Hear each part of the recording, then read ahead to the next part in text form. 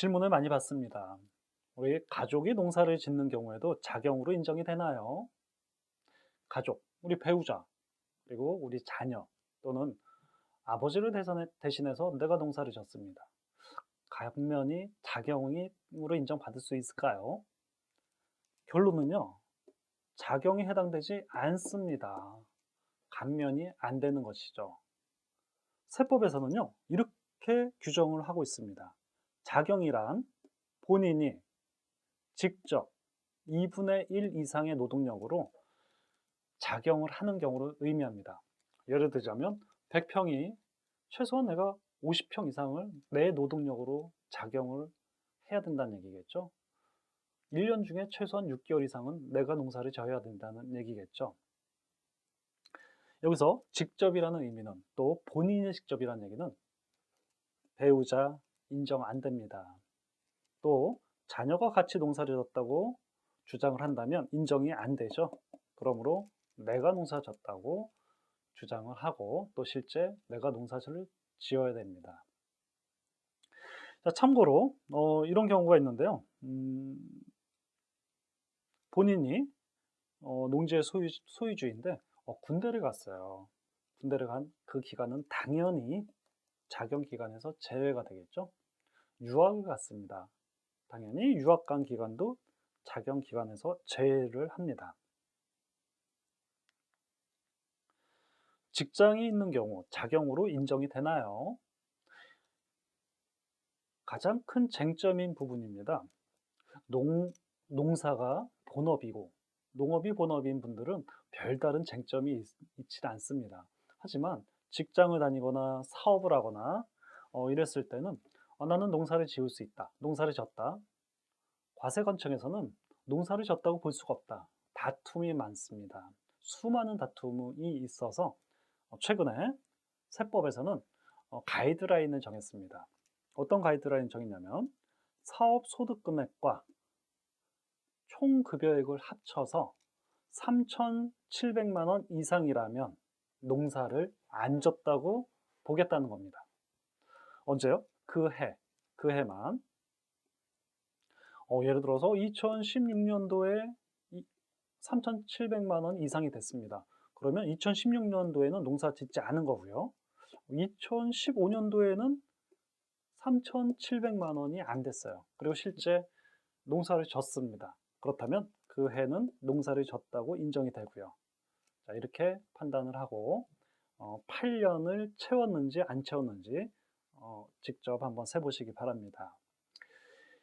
자, 여기에서 사업 소득 금액이라는 것을 간단하게 한번 설명을 드릴게요. 사업 소득 금액. 사업 소득 금액 이렇게 생각하시면 되겠습니다. 우리 사업을 하면 매출액이 있고 거기에 기타 비용을 빼죠. 그래서 당기 순이익이라는 게 나오죠. 그 당기 순이익이 사업 소득 금액이라고 보시면 됩니다. 매출액이 아닙니다. 매출액이 1억인데 비용을 임대료를 또는 인건비를 5천만 원 지급했습니다. 그러면 이익이 5천만 원밖에 남지 않았죠. 사업 소득 금액은 5천만 원입니다. 이익의 개념이에요. 자, 그리고 총급여액은요 그냥 내 연봉 얼마다 총급여를 의미합니다. 그래서 총급여와 사업소득 금액이 얼마인지 꼼꼼히 체크를 하시기 바랍니다. 혹시라도 내가 사업하고 있는데 얼마인지 모르겠다 하면은 우리 그 거래하시는 세무사무소에 질문을 하거나 또는 국세청 홈택스에 들어가서 확인을 하실 수 있으십니다. 몇 가지 예를 보겠는데요. 사업 소득 금액 중에서 농업, 임업, 그리고 부동산 임대업에서 발생한 소득은 제외하고 3,700만 원을 계산을 합니다. 부동산 임대업은 당연히 불로소득이죠. 불로소득이란 내가 없어도 소득이 생기는 거므로 그 소득이 아무리 많아도 나는 농사를 지을 수 있는 그 시간을 확보할 수 있습니다. 그러므로 부동산 임대업은 3,700만 원 기준 계산할 때 제외한다는 거. 그것도 또 주의해서 알아두시면 좋겠습니다.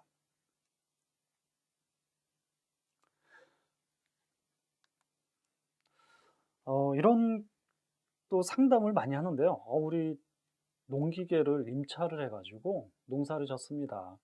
애매하죠. 본인의 자경으로, 본인의 노동력으로 2분의 1 이상 작용을 했는지 이거를 판단을 해야 되는데 농기계로 임차했습니다. 또는 사람을 채용해서 농사를 졌어요. 농사라는 게 혼자 짓기 힘들죠. 농기계가 도움이 필요하고 또 수확철이라든가 기타 등등 이럴 때 사람들을 많이 이렇게 채용을 해야 됩니다. 일용직이라든가. 이랬을 때 직접 농사 진 걸로 인정을 해주냐 안 해주냐 이것에 대한 논란이 또 있었죠. 그거에 대한 기준을 말씀을 드리겠습니다.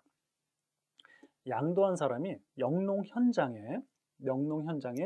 참여했는지 여부에 따라서 자경으로 인정을 해주기도 하고요. 해주지 않기도 합니다. 첫 번째, 양도인이 영농 현장에 직접 참가하고 있습니다. 현장에서 주의를 하고 있죠. 그리고 직접 참여하고 같이 일을 하고 있죠. 그렇다면 자경으로 인정을 해줍니다. 반면에 양도인이 영농 현장에 직접 참가하지 않습니다. 그냥 전부 맡겨놓고 나는 다른 일을 하고 있죠. 다른 지역에서 다른 일을 하고 있습니다. 그렇다면 그것은 자경으로 인정해 주지 않습니다. 자, 우리 사람을 채용하고 또는 농기계를 임차한 경우 내가 영농 현장에 있었다는 것을 또 인정받아야겠죠.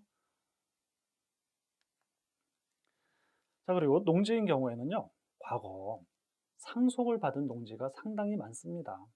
상속받은 농지도 8년, 자경 감면 1억 원 받을 수 있을까요? 질문을 많이 받죠.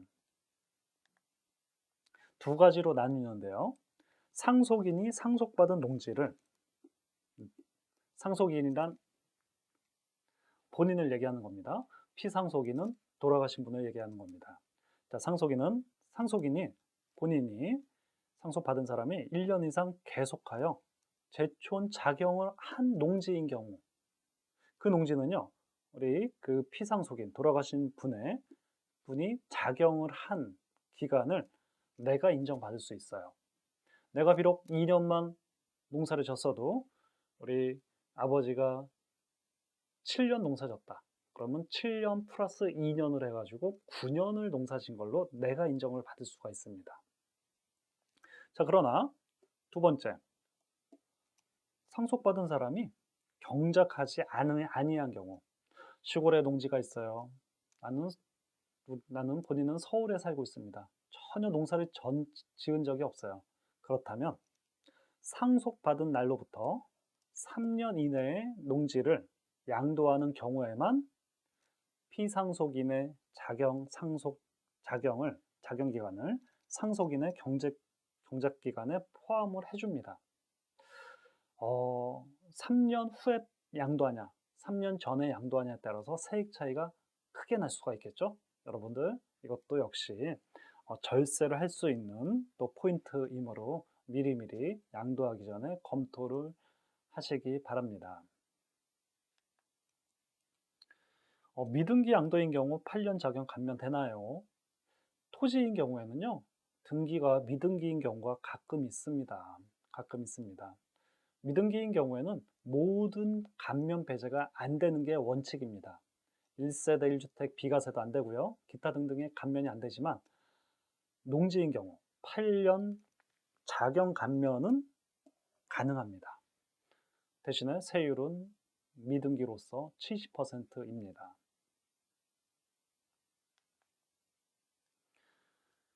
관상수 재배 토지도 농지에 해당하나요?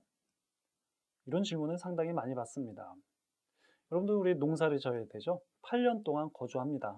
농사를 졌다고 말씀하시는데 사진을 보니까 이렇게 관상수가 있어요. 소나무가 있고 이렇게 조경나무가 있고 한 10년째 키우고 있다고 합니다. 그래서 10년째 되는 때부터 하나씩 판매를 하고 있는데 관상수 재배는 농지가 아닙니다. 작용이 아닙니다.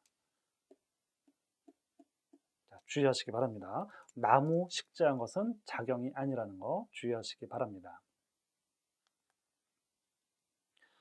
화해류, 전시 판매용 농지는 감면 대상인가요? 감면 대상이 아닙니다.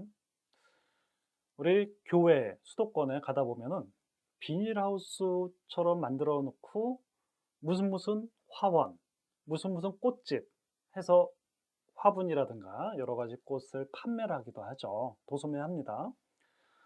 들어가면은 전시가 돼 있고 판매를 합니다. 자, 이것은요, 사실상 농지라기보다도 일반 상가, 점포에 해당이 됩니다. 그러므로 당연히 농지가 아니겠죠?